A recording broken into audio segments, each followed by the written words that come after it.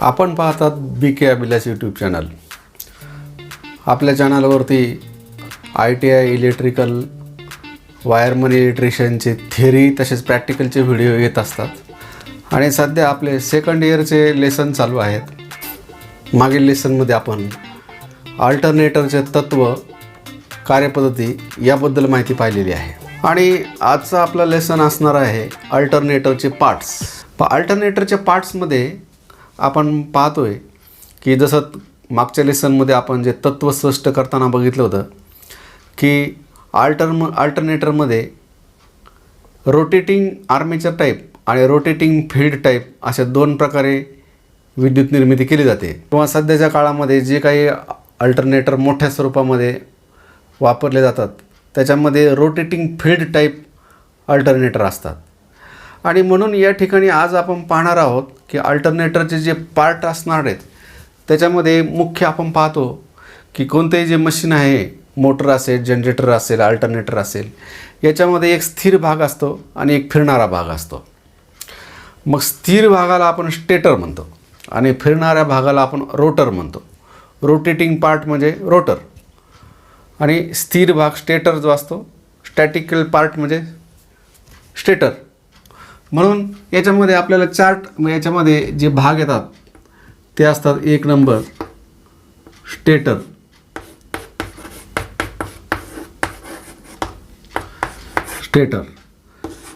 त्यानंतर दुसरा असणार आहे रोटर, फिरणारा भाग रोटर, स्टेटर, रोटर आणि त्याचप्रमाणे तिसरा पार्ट असणार आहे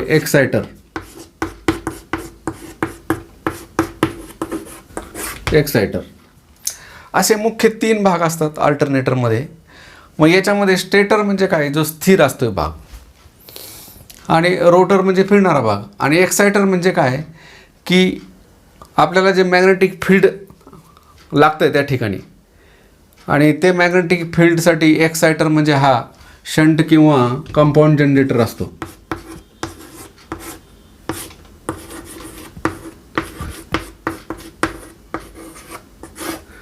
DC शंट किंवा कंपाऊंड जनरेटर म्हणून आपण हे वापरतो एक्सायटर।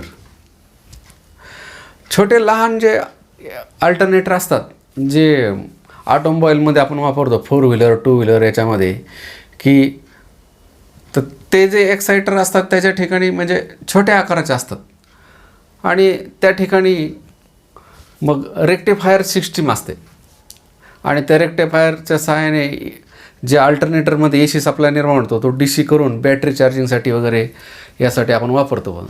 परंतु मोठ्या स्वरूपामध्ये जे अल्टरनेटर असतात जे विद्युत निर्मिती केंद्रामध्ये असतात, जसे जलविद्युत निर्मिती केंद्र आहे, हायड्रो पॉवर स्टेशन किंवा थर्मल पॉवर स्टेशन असतात, औष्णिक विद्युत निर्मिती केंद्र, या ठिकाणी मोठ्या स्वरूपामध्ये जे अल्टरनेटर आपण वापरतो AC जनरेटर ते मोठ्या स्वरूपामध्ये असतात आणि त्या ठिकाणी एक्सायटर म्हणून शंट किंवा कंपाऊंड जनरेटर वापरलेला असतो। मग याची थोडक्यामध्ये रचना कशी असणार आहे हे आपण पाहू की जसं आता मागच्या वेळेसही आपण पाहिलं होतं की हा शाफ्ट आहे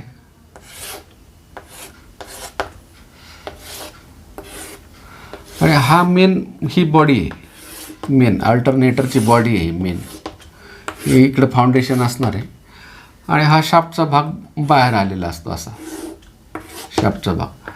हे ठिकाणी एक झाकण असतं, इथं एक असतं आणि हे शाफ्ट जो असतो हे बेरिंग असतात याच्यामध्ये, बेरिंगमध्ये इथं हे बसवलेलं असतं, इथं बेरिंग असतात आणि आतमध्ये हा रोटर म्हणून फिरणारा भाग असतो, असा याच्यामध्ये फिरणारा भाग असतो। आणि हे जे आहे हे इकडे प्राइमोर म्हणून एक मशीन असणार आहे, इकडं मागच्या पाठामध्ये आपण पाहिलं होतं की याच्यामध्ये प्राइमोर म्हणून मोठे जनरेटर, जे मोठे विद्युत निर्मिती केंद्र असतात तिथं टर्बाईन वापरलेले असतात आणि छोटे ज्या जनरेटर किंवा अल्टरनेटर असतील, पेट्रोल इंजिन असेल, डिझेल इंजिन असेल किंवा प्रयोगशाळेमध्ये आपण पाहतो 3 फेज मोटर म्हणून वापरले असतं प्राइमोर, आणि त्याचा शाफ्ट आणि याचा शाफ्ट एकत्र केलेला असतो इथे प्राइमोर म्हणजे काय, हा फिरणारा भाग आहे, याला फिरवण्यासाठी आहे।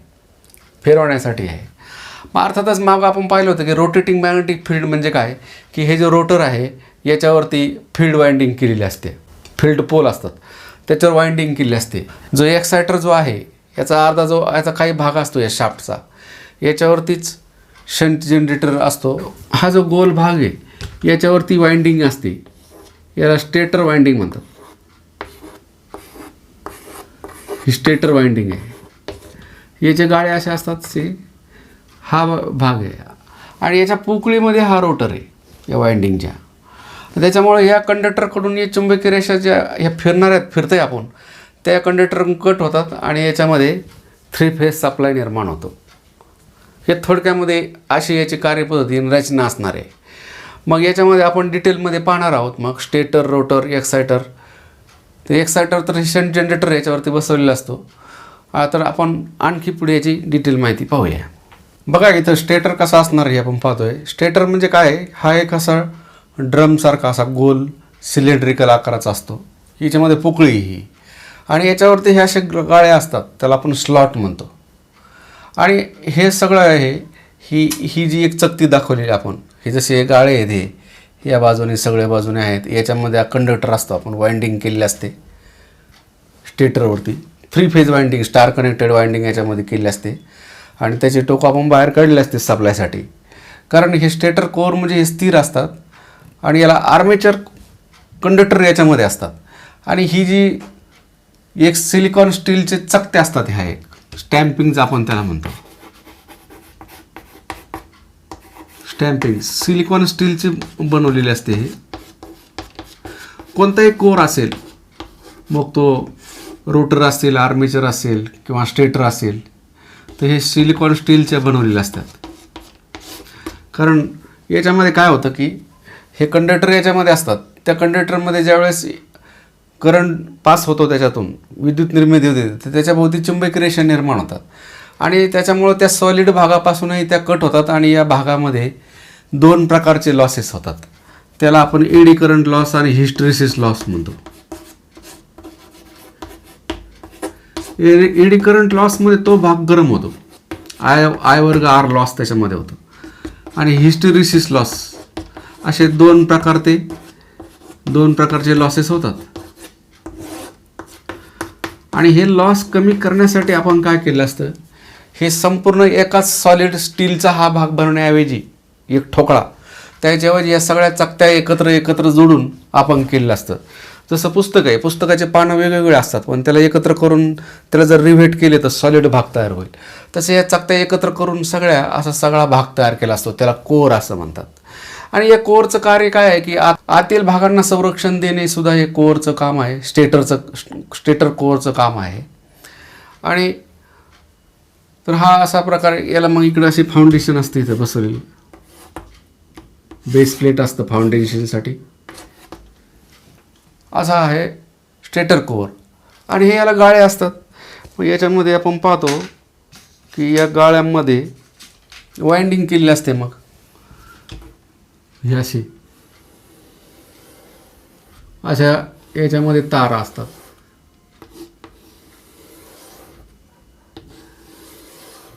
हे अशी वाइंडिंग या ठिकाणी केलेली असते, याच्यात तारा असतात सगळ्या. मग या वाइंडिंग ब्रिजप्रमाणे ते कशा असणार आहे हे वाइंडिंग हे आपण पाहूया. बघा हे जे स्टेटर आहे, स्टेटरचे हे जे गाळे आहेत याच्यावरती हे असे वाइंडिंग केलेली असते. तर ते कशा असणार आहे, याचा फ्रंट व्ह्यू आपण काढला आहे. गोल जो भाग ह्या याचा फ्रंट व्ह्यू आपण काढला आहे. तर या ठिकाणी कसं आहे, हे कंडक्टर आहेत, 3 कॉईल आहेत, A, B, C. A1 इकडे असणार आहे, A2. त्यानंतर हे B1 इकडं, B2. तसे हे C1 आणि इकडे C2 असणार आहे. अशा हे गोल भाग दाखवलेत आपण हे अशा प्रकारे. तर असा हा स्टेटर भाग आहे. आणि या पोकळीमध्ये मग रोटर असणार आहे. ही जी वाइंडिंग आहे या वाइंडिंगला आपण आर्मेचर वाइंडिंग म्हणतो. कारण आतमध्ये आपला जो फील्ड पोल असणार आहेत ते रोटरचे, ते कशा असणार आहे, ते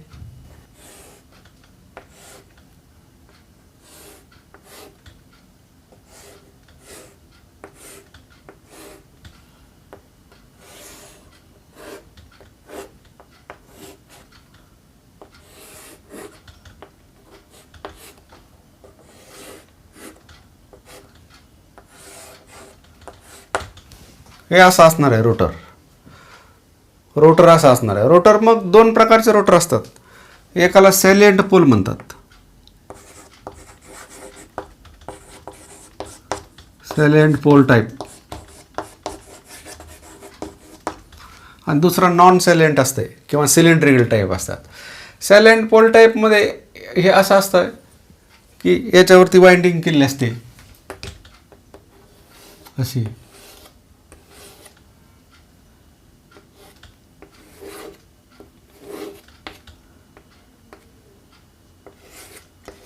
असे याच्यावरती वाइंडिंग केलेली असते.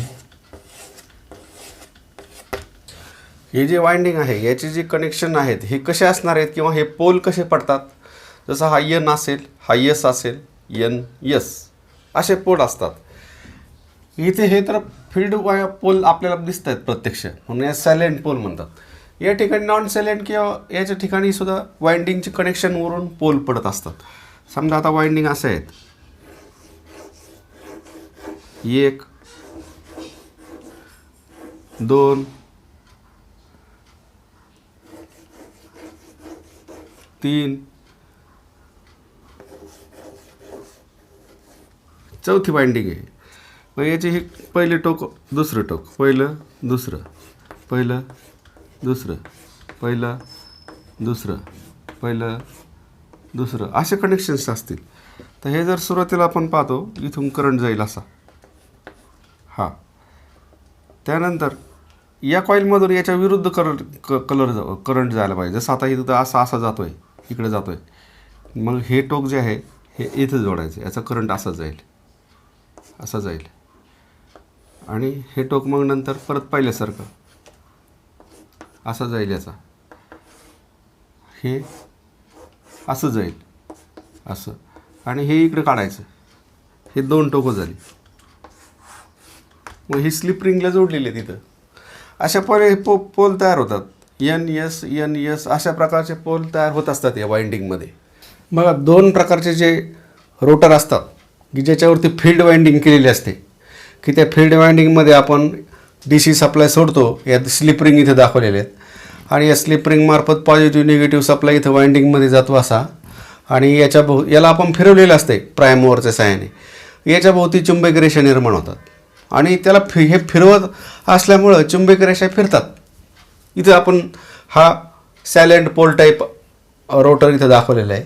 याचे असे पोल असतात. या पोलवरती वाइंडिंग केलेली आहे, आणि याच्याप्रमाणेच याला आपण सरळ दाखवलेलं आहे. याला जर असं दाखवलं तर अशा 2 स्लिप रिंग असणार, आणि त्यात ते स्लिप रिंगला पॉझिटिव्ह निगेटिव्ह सप्लाय दिलेला असणार, कारण हे कार्बन ब्रश त्याच्यावर टेकलेले असतात. आणि ह्या वाइंडिंगची टोकं, जशी ह्या वाइंडिंगची टोकं इथं आणून जोडलेली आहेत आपण, इथं गुलाबी रंगामध्ये इथे या स्लिप रिंगला जोडले, आणि हे 2 टोकं असे निघतात. तसंच याचे पण निघणार. मग पॉझिटिव्ह निगेटिव्ह सप्लाय या वाइंडिंगमध्ये गेल्यानंतर याच्या भोवती चुंबकीय रेषा निर्माण होतात. याला आपण फिरवलेलं असते. मग या सॅलिएंट पोल टाईप आणि नॉन सॅलिएंट पोल टाईप किंवा सिलेंड्रिकल टाईप रोटर आहे, ते गोल आकार आहे या ठिकाणी. आणि इथे आपण बघतो याची विशेषता इथे लिहिली आपण, याची लांबी जास्त आहे, याची लांबी कमी असते. असा एवढाच असणार आहे इथून एवढा. हा सॅलिएंट टाईप हा कमी असणार, लांबी कमी असते. परंतु लांबी कमी असली तर याचा जो व्यास आहे, हा डायमीटर हा जास्त असतो. आणि हे सिलेंड्रिकल टाईप, याची लांबी जास्त आहे परंतु व्यासाचा कमी असतो, व्यास कमी असतो. व्यास कमी असल्यामुळे याचा वेग जास्त आहे, 1500 ते 3000 RPM गोलाकार आहे. याचा आउटपुट 50,000 ते 2,00,000 kVA पर्यंत येऊ शकते. मोठे अल्टरनेटर असतात. आणि ज्या ठिकाणी स्टीम थर्मल पॉवर स्टेशन जे आहे, टर्बो अल्टरनेटर, त्या ठिकाणी ह्या प्रकारच्या रोटरचा उपयोग केलेला असतो, की फिरणारा भाग असल्यामुळे याला रोटर म्हणतात, आणि याच्यावरती फील्ड वाइंडिंग केलेली असते. आणि या ठिकाणी याचा व्यास जास्त आहे, आणि म्हणून याचा वेग कमी असतो. वेग कमी असतो, आणि याचा हायड्रो जनरेटर, जलविद्युत निर्मिती केंद्र, त्या ठिकाणी वॉटर टर्बाईनच्या सहाय्याने याला फिरवलेलं असते. हायड्रो जनरेटर त्याला म्हणतात. तर अशा प्रकारे, आणि या ठिकाणी विशेष म्हणजे काय आहे की याचा वेग कमी आहे, आणि या ठिकाणी एअर गॅप जास्त असतो. हे जे स्टेटर आहे, स्टेटर आणि रोटरमध्ये जो हा गॅप आहे, इथं जसा हा एवढा गॅप आहे, तर या ठिकाणी जास्त गॅप आहे, परत इथं कमी आला आज ठिकाणी. तसा एकसारखा गॅप नसतो या ठिकाणी आणि म्हणून या ठिकाणी विंडेज लॉसेस होतात. आवाज जास्त होतो याचा, विंडेज लॉस, घर्षण जास्त होत असतं. आणि म्हणून याच्यावरती काय करावं लागतं इथे की एक डॅम्पर वाइंडिंग करावं लागते. ही फील्ड पोलच्या ह्या पोल टिपवरती अशी. आणि हे वाइंडिंग काय असते, शॉर्ट असते, शॉर्ट सर्किटेड वाइंडिंग असते.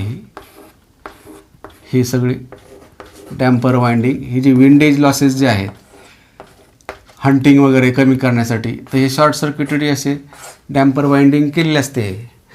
आणि ह्याची टोकं हे स्लिप रिंग जे असतात हे अशा त्याला जोडलेले असतात.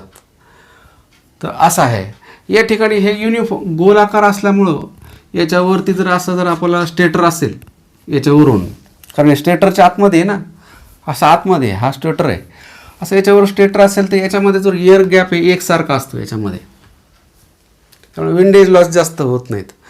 अशा प्रकारे 2 प्रकारचे जे रोटर असतात त्याची विशेषता आपण या ठिकाणी पाहिलेली आहे. तर अशा प्रकारे आजच्या पाठामध्ये विद्यार्थ्यांना आपण पाहिलं, दुसऱ्या पार्ट्समध्ये आपण पाहिलं की मेन फ्रेम असते, बॉडी असते आणि त्याला चहूबाजूनी गाळे असतात जसे इथं दाखवले. तर याला आपण स्टेटर म्हणतो, स्थिर भाग म्हणतो. आणि त्याच्यामध्ये आर्मेचर वाइंडिंग असते की ती स्थिर असते, त्याच्यामध्ये EMF निर्माण होत असतो, विद्युत निर्मिती होते. आणि जो फिरणारा भाग असतो तो रोटरवरती जी वाइंडिंग केलेली असते त्याला DC सप्लाय दिलेला असतो आणि त्याच्याद्वारे चुंबकीय रेषा निर्माण केलेल्या असतात. आणि एक्सायटर म्हणजे काय की ह्या जो शाफ्ट असतो, शाफ्टच्याच एका बाजूला शंट जनरेटर किंवा कंपाऊंड जनरेटर बसवलेला असतो. गृहपाठ आहे होमवर्क. प्रश्न पहिला, अल्टरनेटरच्या भागांची नावे लिहा. प्रश्न दुसरा, अल्टरनेटरचे कमी वेगाने फिरणाऱ्या रोटरची आकृती काढा आणि उपयोग लिहा. तर असा हा व्हिडिओ आवडला असेल तर व्हिडिओला लाईक करा, मित्रांना शेअर करा आणि चॅनलला सबस्क्राईब करा. थँक्यू.